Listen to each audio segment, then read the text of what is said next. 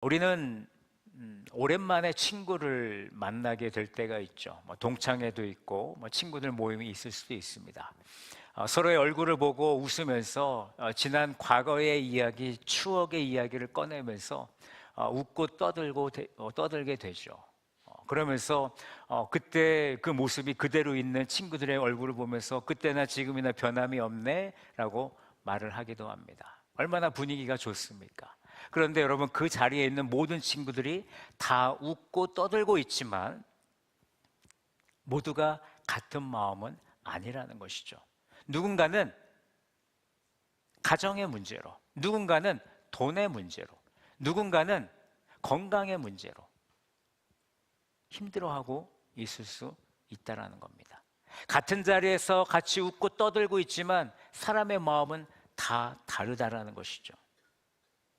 오늘 종려주일의 장면도 그런 것 같습니다. 예수님께서 예루살렘에 들어오실 때 이스라엘 백성들이 종려나무 가지를 흔들면서 호산나를 외치고 있습니다. 정말 그들이 그동안 바랬던 드디어 이제 로마의 통치에서 벗어날 수 있다라는 그 기대감을 가지고 예루살렘에 들어오시는 그 예수님을 높이고 있습니다. 그런데요, 누가복음을 보니까 예수님의 마음은 그렇지 않으셨다는 것이죠. 환호와 기쁨이 있는 그 자리에 예수님은 눈물로써 그 자리에 함께하고 계십니다. 그 환호의 한복판에서 울고 계신 왕을 우리는 볼 수 있다는 것이죠. 오늘 본문 말씀을 통해서 저는 세 가지를 여러분들과 함께 나누려고 합니다. 첫 번째는 예수님은 성을 보고 우셨고, 두 번째는 예루살렘은 평화에 관한 일을 알지 못했고, 마지막으로 예루살렘은 방문의 때를 알지 못했다라는 것입니다. 저는 이 나눔을 통해서 다시 한번 예수님께서 왜 우셨는지, 그리고 그 울음이 나에게 어떤 의미가 있는지, 그렇다면 우리는 어떻게 살아야 하는지, 오늘 이런 말씀들을 여러분들과 함께 나누도록 하겠습니다. 첫 번째, 예수님은 성을 보고 우셨습니다. 오늘 누가복음 19장 41절 보십시오. 가까이 오사 성을 보시고 우셨다라고 말씀하시죠. 이 짧은 말씀 안에 이 종려주일의 그 무게감을 느낄 수가 있습니다. 예수님께서 예루살렘에 가까이 오셔서 성을 보셨어요. 예루살렘 성벽이 튼튼한지 잘 지어졌는지 그걸 보신 것이 아니죠. 예수님은 그 도시의 영적 상태를 오늘 보신 것입니다. 그 안에 있는 백성들의 마음을 보셨고, 그들의 종교적인 열심도 보셨고, 그 열심 뒤에 있는 그들의 완고함을 우리 주님께서는 보셨고, 그들의 말을 보았고, 그들의 마음도 보시면서 오늘 예수님은 우셨다라는 겁니다. 우리는 대개 보이는 것들을 먼저 보게 되어 있습니다. 겉으로 드러나는 것에 우리는 익숙하죠. 예배가 잘 드려지고 봉사가 계속 이어지고 또 방모임에 참여하고 기도회에도 열심히 참여하고, 겉으로 보았을 때는 정말 하나님 앞에 온전히 서 있는 것처럼 우리는 생각하기 쉽습니다. 그런데 주님은 그것보다 더 깊이 보신다는 겁니다. 우리의 눈은 외적인 것을 바라보지만 하나님의 눈은 언제나 우리의 중심을 바라본다라는 것이죠. 여러분, 중심을 생각하면 이 말씀을 빼놓을 수가 없습니다. 사무엘상 16장 7절이죠. 사람은 외모를 보지만 여호와 하나님은 어디를 보십니까? 중심을 보신다. 하나님께서 다윗을 세우실 때 주신 말씀입니다. 사무엘은 엘리압을 보았습니다. 엘리압은 정말 왕으로서 손색이 없구나, 이 사람이 왕이 되어야 되겠구나. 하지만 하나님은 사무엘을 막으시죠. 그가 아니라는 거예요. 그러면서 오늘 이 말씀을 하신 겁니다. 사람은 외모를 보지만 나는 중심을 본다. 그 시선이 오늘 본문에도 그대로 나타나고 있습니다. 예루살렘은 성전이 있는 도시였습니다. 절기가 있는 도시였고 말씀을 아는 도시였죠. 겉으로 보면 신앙의 중심지 예루살렘이었습니다. 그런데 예수님은 그 성을 보시며 오늘 우셨습니다. 주님께서 보신 것은 바로 하나님을 향한 그 중심을 보았던 것입니다. 이사야 29장 13절 이렇게 말씀하죠. 우리 이 말씀을 함께 읽습니다. 시작. 이 백성이 입으로는 나를 가까이 하며 입술로는 나를 공경하나 그들의 마음은 내게서 멀리 떠났나니. 아멘. 여러분, 예루살렘의 아픔이 바로 여기에 있었습니다. 입술은 가까워 보였고 하나님만을 찬양하는 것 같았고, 그러나 마음은 멀었다라는 것이죠. 메시아를 기다린다고 했지만 정작 메시아가 올 때까지 그들은 메시아를 알아보지 못했습니다. 주님은 바로 지금 그 지점을 보신 것입니다. 예수님께서 예루살렘을 보시면서 오늘 우셨다라고 했는데, 그렇다면 오늘 이 예배를 드리고 있는 나의 모습을 보신 예수님, 우리 교회를 향한 예수님의 시선, 우리를 보면서 예수님은 울고 계실까요? 아니면 기뻐하실까요? 우리는 이 질문 앞에 우리의 모습을 있는 모습 그대로 하나님 앞에, 주님 앞에 내려놔야 됩니다. 종려 주일에 우리가 받아야 될 은혜는요, 예수님의 눈물을 우리가 아는 데서 끝나는 것이 아니라 그 눈물 앞에서 내가 어떤 사람인지, 내가 정말 내 마음의 중심은 어떤 마음으로 채워져 있는지를 볼 수 있는 그런 성도들이 되기를 간절히 바랍니다. 그리고 더 나아가서 주님께서 기뻐하시는 성도와 우리 교회가 되기를 간절히 사모해야 되겠습니다. 주님이 기뻐하시는 성도는 겉모습만 신앙이 있는 사람이 아니죠. 중심이 하나님께 향한 사람. 주님이 기뻐하시는 교회는요, 일만, 어떤 프로그램만 열심히 한다라고 해서 그 교회가 주님이 기뻐하시는 교회가 아니라는 겁니다. 회개가 있고 겸손이 있고 사랑이 살아있는 교회, 주님 앞에서 자신을 살피고 형제를 품고 하나됨을 힘써 지키는 공동체, 그런 공동체를 우리 주님은 기뻐하지 않으시겠습니까? 우리는 더 구체적으로 물어야 됩니다. 나는 다른 사람의 잘못에는 민감하면서 정작 내 눈 속에 들보는 보지 못하고 있는 그런 나의 모습은 없는지, 나는 교회를 사랑한다라고 말하면서 실제로는 내 감정과 내 기준을 더 앞세우고 있지는 않은지. 교회를 여러분 어렵게 만드는 것은 여러분 큰 사건이 있다라고 해서 교회가 어려워지는 것만은 아닌 것 같습니다.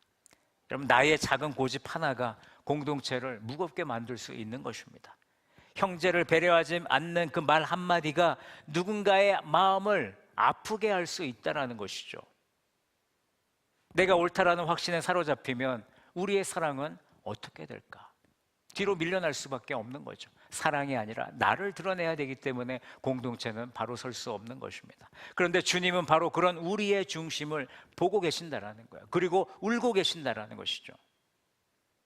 오늘 빌립보서 2장 3절과 4절은 우리에게 이렇게 말씀하고 있습니다. 우리 함께 읽어보겠습니다. 시작. 아무 일에든지 다툼이나 허영으로 하지 말고 오직 겸손한 마음으로 각각 자기보다 남을 낮게 여기고 각각 자기 일을 돌볼 뿐더러 또한 각각 다른 사람들의 일을 돌보아. 아멘. 여러분, 이 말씀은 교회 안에서 성도가 어떤 마음으로 신앙생활을 해야 되는지를 보여주고 있죠. 겸손한 마음, 남을 돌보는 마음, 공동체를 세우는 마음. 이 마음이 주님의 마음에 가까운 마음 아닐까요? 에베소 4장 2절과 3절도 말씀합니다. 같이 읽습니다. 시작. 모든 겸손과 온유로하고 오래 참음으로 사랑 가운데서 서로 용납하고 평안에 매는 줄로 성령이 하나 되게 하신 것을 힘써 지키라. 아멘. 여러분, 성령께서 하나 되게 하신 공동체를 지켜가려면 우리에게 오늘 겸손과 온유와 오래 참음과 사랑, 그리고 용납, 그런 것들이 필요하다는 것입니다. 평안으로 주님의 몸된 교회를 함께 세워가는 것, 그것이 성령이 하나 되게 하신 것을 힘써 지키는 일인 줄로 믿습니다. 그러므로 사랑하는 성도 여러분, 우리가 종려주일에 우리가 먼저 해야 될 일은요, 주님의 눈앞에 나 자신을 바로 세우는 일입니다. 주님의 눈앞에 나는 어떠한 모습으로 서 있는가? 오늘 주님은 나의 외적인 모습을 바라보는 것이 아니라 나의 중심을 오늘도 보고 계신다라는 거죠. 내 중심이 주님 앞에 바르게 서 있는가? 예수님의 눈물은 우리를 정죄하기 위한 눈물이 아닙니다. 우리를 돌이키게 하시는 눈물인 줄로 믿습니다. 우리로 하여금 주님이 기뻐하시는 자리로 돌아오게 하시려는 그 주님의 눈물. 우리는 그 말씀 앞에서 우리는 회개하기를 원합니다. 주님의 시선 앞에서 내 마음을 살피고 나의 태도를 살피면서 내 신앙의 중심을 다시 세우기를 원합니다. 그리고 주님이 기뻐하시는 성도와 교회로서 귀하게 쓰임받는 저와 여러분들, 또 우리 서머나교회가 되기를 간절히 원합니다. 그런 결단이 오늘 우리에게 있기를 원합니다. 바로 이것이 오늘 우리가 주님 앞에서 붙들어야 될 성도의 모습이라고 저는 믿습니다. 그 모습을 간직하는 우리 서머나 모든 성도들이 되시기를 간절히 축원합니다. 두 번째, 예루살렘은요, 평화에 관한 일을 알지 못했습니다.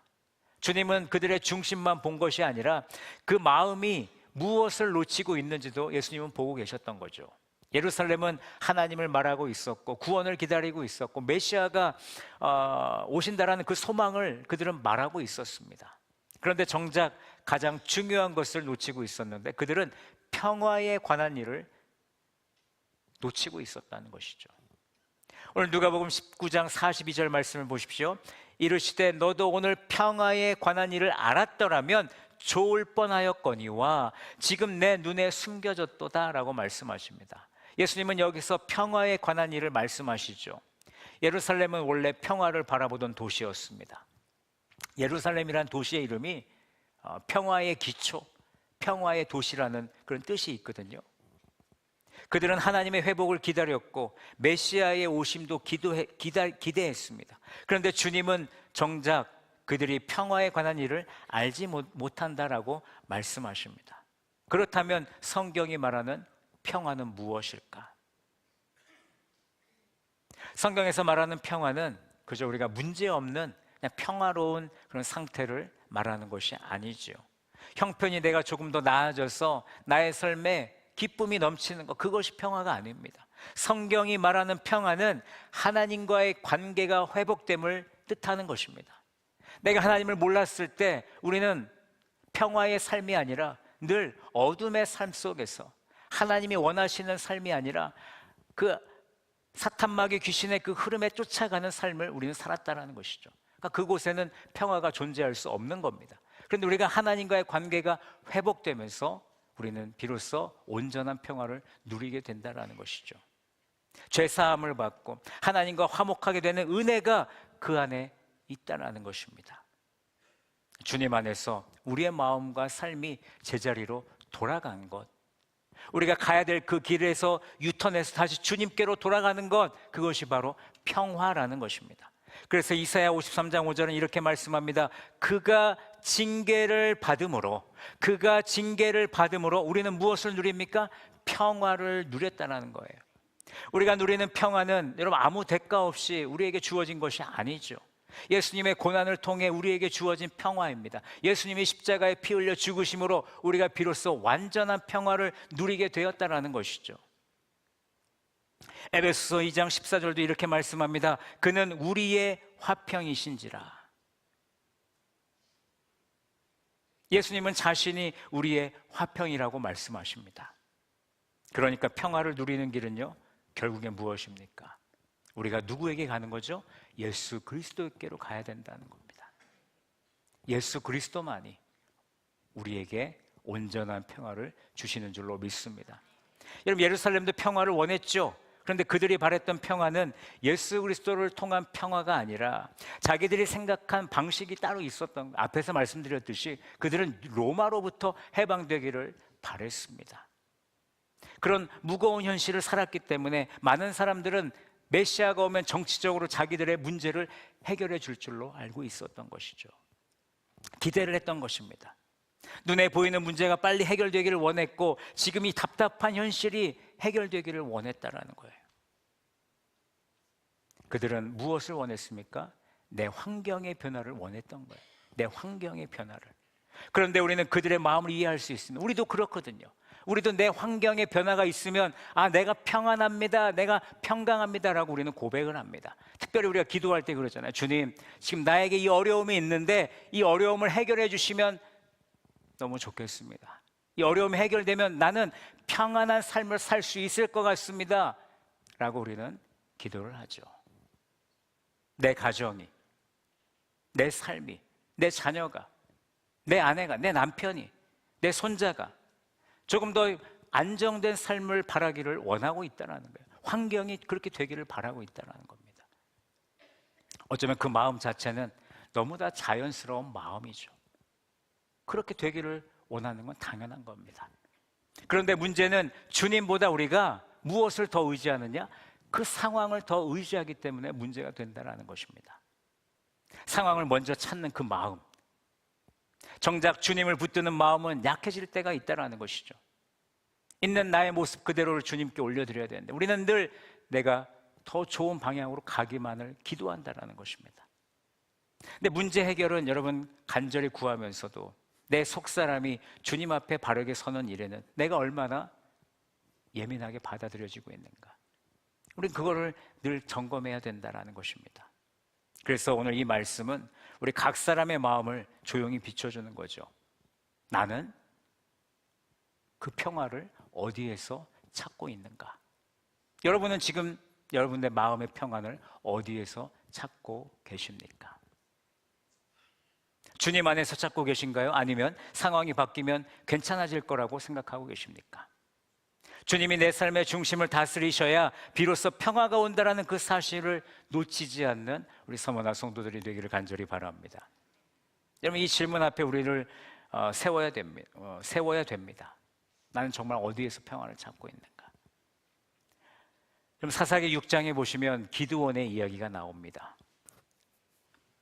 그때 이스라엘은요, 하나님 앞에 범죄했습니다.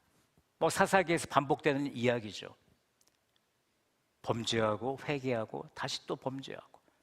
그래서 미디안의 손에 넘겨져서 7년 동안 고통을 겪고 있었습니다. 미디안 사람들이 추수 때마다 올라와가지고 추수한 것을 다 뺏어가는 거예요. 그러니까 백성들은 두려움 속에 살아갈 수밖에 없겠죠. 기드온도 마찬가지였습니다. 눈앞의 현실은 답답하고 마음은 위축되어 있고 언제 내가 죽을지 모르는 그런 상황 가운데 그 힘듦의 자리에 누가 찾아오십니까? 하나님께서 찾아오시는 거예요. 그리고 이렇게 말씀하시죠. 사사기 6장 23절에 여호와께서 그에게 이르시되 너는 안심하라, 두려워하지 말라, 죽지 아니하리라 라고 주님께서 말씀하셨습니다. 그리고 24절에서 기드온은요, 제단을 쌓습니다. 그리고 그 이름을 여호와 샬롬이라고 부르고 있어요. 무슨 뜻입니까? 여호와는 평강이시다. 기드온은 모든 형편이 다 정리된 다음에 지금 평강을 말하는 것이 아닙니다. 하나님께서 가까이 오셨고 하나님께서 말씀하셨고 하나님께서 자기의 마음을 붙들어 주신 그 자리에서 평강을 고백하고 있습니다. 그러니까 평화는 무엇입니까? 먼저 나의 상황의 변화에서 시작되는 것이 아니라 하나님의 임재와 말씀 안에서 그 평안이 시작이 된다는 것이죠. 사랑하는 성도 여러분, 예수님은 예루살렘을 향해서 평화에 관한 일을 알았더라면이라고 오늘 탄식하셨습니다. 그 탄식 속에는 오늘 우리를 향한 부르심도 담겨 있습니다. 주님은 지금도 우리에게 평화의 길로 오라고 저와 여러분들을 불러주고 계십니다. 주님께 가까이 오라고 불러주고 계세요. 십자가에 의해 은혜 안에 머물라고 부르시고 흔들리는 마음을 주님께 내어드리라고 오늘도 우리를 불러주고 계십니다. 그래서 오늘 우리는 평화의 왕 되신 예수님께 더 가까이 나아가야 되는 것입니다. 내 생각과 내 말과 내 선택의 자리에 내가 우선이 아니라 주님을 우선순위에 둘 수 있는 우리 서머나 성도들이 되기를 바랍니다. 그럴 때 우리의 형편은 여전히 힘들 겁니다. 여전히 우리의 환경은 좋아지지 않을 거예요. 그럼에도 불구하고 내가 누구 안에 있는가를 확신을 가질 때 주님께서 주시는 평안의 마음이 여러분들의 마음을 누리게 될 줄로 믿습니다. 여러분, 주님께 가까이 가는 성도들에게 세상에 줄 수 없는 평안이 있고 십자가의 은혜 안에서 머무는 사람에게 흔들리지 않는 안식이 있음을 믿고 어떠한 일이 있어도 주님을 믿고 의지하는 삶을 사는 우리 서머나 성도들이 되시기를 간절히 바랍니다. 그렇기 때문에 오늘 혹시 아직도 여전히 예수님을 믿지 못하는 성도들이 계신다면 오늘 이 시간이 예수님을 나의 구원자요 주인으로 믿는 그런 은혜의 시간이 되기를 간절히 소망합니다. 마지막으로 예루살렘은요, 방문의 때를 알지 못했습니다. 그들은 평화의 근원이 누구신지도 알지 못했을 뿐만 아니라 그 평화를 가지고 찾아오시는 주님의 때도 알지 못했습니다. 주님께서 가까이 오셨고 은혜의 문이 그들 앞에서 열렸는데도 예루살렘은 그 방문의 의미를 깨닫지 못했죠. 오늘 누가복음 19장 43절과 44절을 보십시오. 우리 다시 한번 크게 읽습니다. 시작.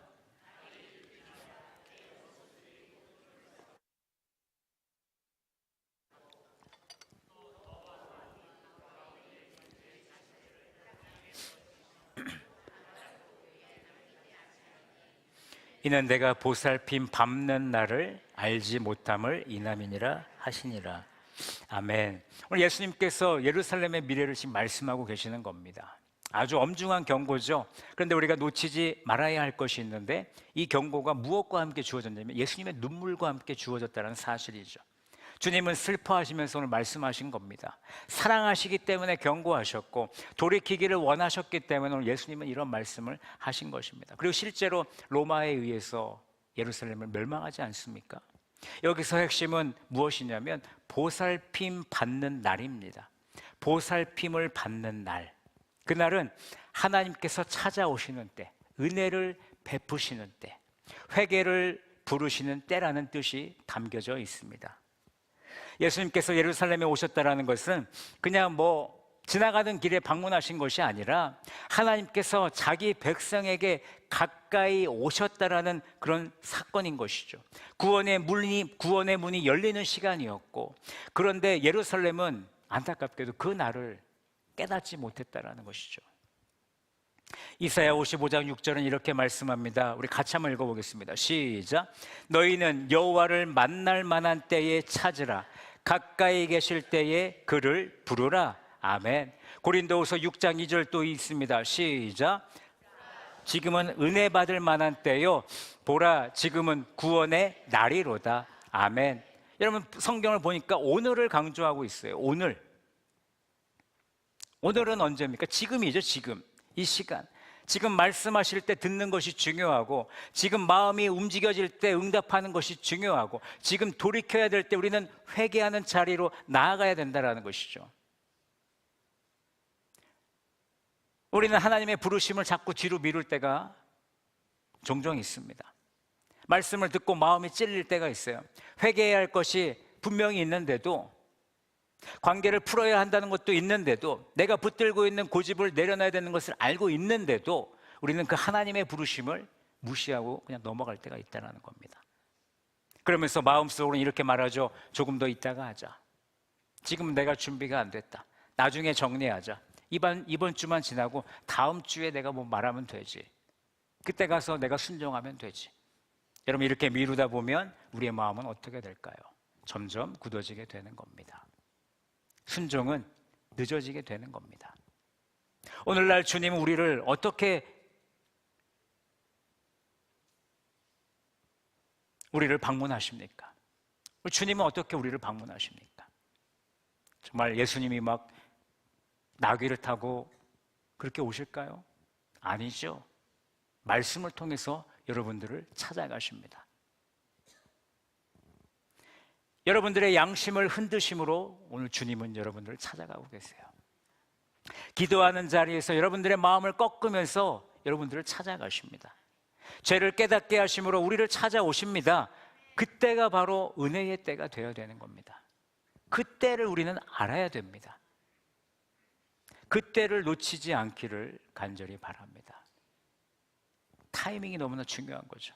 여러분 누가복음 19장, 오늘 본문 누가복음 19장이잖아요. 그 앞에 보시면 삭개오의 이야기가 나옵니다. 삭개오는 예수님을 너무나 만나고 싶어 했잖아요. 뽕나무에 올라가서 예수님을 봤는데, 예수님 만나서 예수님께서 오늘 내가 너의 집에 유하여야겠다. 삭개오가 얼마나 신났을까요? 그리고 삭개오의 집에서 예수님은 이렇게 말씀하세요. 9절에 보면 오늘 구원이 이 집에 이르렀다. 오늘 구원이 이 집에 이르렀다.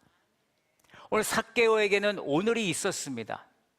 그는 주님의 오심을 그냥 지나치지 않았다는 거예요.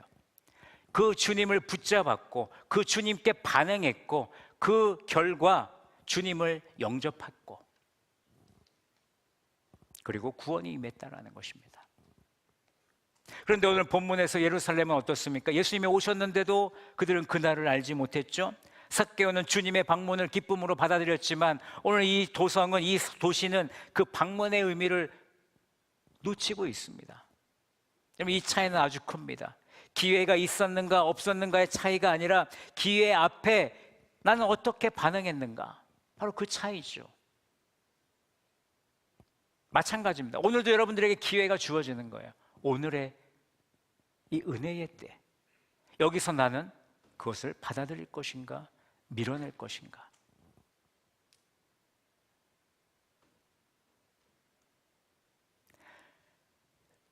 여러분, 종려주일은요, 그저 과거의 한 장면을 떠올리는, 아니면 하나의 절기로 남아서는 안 됩니다. 오늘도 주님께서는 저와 여러분들을 찾아오십니다. 오늘도 말씀으로 두드리고 계시고, 오늘도 회개하라고 부르시고, 오늘도 평화의 왕으로 오신 주님께 돌아오라고 여전히 초청하고 계시는 겁니다. 그러므로 은혜의 때는 미루는 그 사람이 붙드는 것이 아니라 응답하는 사람이 붙드는 것입니다. 주님께서 오늘 말씀하실 때 듣고, 오늘 돌이키게 하실 때 돌이키고, 오늘 순종할 것을 보게 하실 때 바로 순종하는 것, 그것이 바로 방문의 때를 아는 성도의 태도가 되는 것입니다. 간절히 바라기는 우리 서문학교의 성도들도 주님께서 지금도 나의 마음에 찾아오심을 알기를 원합니다. 그 시간이 오늘이 될 수도 있고요, 이 시간이 될 수도 있고요, 오늘 저녁에 집에 가서 말씀을 읽을 그 시간에 주님께서 여러분들을 반드시 찾아오신다는 거죠.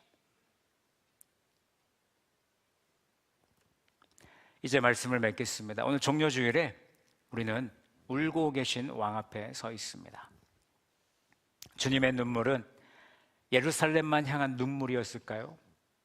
오늘 여러분들을 바라보면서, 우리 교회를 바라보시면서 우리 주님은 여전히 울고 계실 거라고 저는 생각하고 있습니다. 그러므로 우리는 이 말씀 앞에 분명하게 응답해야 됩니다. 내가 먼저 내 중심을 주님 앞에 바로 세우기를 원합니다. 다른 사람을 보기 전에 먼저 내 마음과 나를 바라볼 수 있는, 내 고집을 주님 앞에 내려놓을 수 있는 우리 성도들이 되시기를 바랍니다. 또한 참된 평화를 상황이 아니라 주님 안에서 찾으시기 바랍니다. 내 상황이 좋아진다라고 내가 평안하지 않습니다. 내가 예수님과 함께 할 때, 예수님을 믿을 때에 비로소 우리는 온전한 평강을 찾게 되는 것입니다. 그리고 마지막으로 오늘 주시는 은혜의 때에 바로 응답하시기 바랍니다. 미루지 마세요. 하나님은 미루는 자와 함께 하지 않으십니다. 오늘 응답하는 자와 함께 하시는 줄로 믿습니다. 사랑하는 성도 여러분, 오늘 우리는 환호하는 군중의 자리에 머물지 않기를 원합니다. 우리도 그냥 그 종려나무 가지만 흔들고 호산나만 외치는 그런 성도들이 되지 않기를 원합니다. 울고 계신 왕 앞에 서기를 원합니다. 오늘 주시는 말씀에 순종함으로, 응답함으로 복된 종려주일이 되기를 간절히 소망합니다. 그리고 이제 그 결단을 우리가 한 주간의 삶으로 이어가기를 원하는데, 여러분, 월요일부터 금요일까지 고난주간 저녁 기도회가 있습니다. 하나의 어떤 행사로 끝나는 것이 아니라 정말 주님의 고난을 깊이 묵상하고 우리 자신을 돌아보고 기도로 주님께 응답받는 그런 귀한 시간이 되기를 간절히 소망합니다. 울고 계신 왕 앞에서 들은 그 말씀이 한 주간의 걸음 속에서 살아나기를 원하고, 또 십자가를 향해 가시는 주님을 더 가까이 따라가는 은혜가 오늘 이 예배드리는 모든 성도들의 삶 가운데, 그 믿음 가운데 함께하기를 간절히 소망합니다.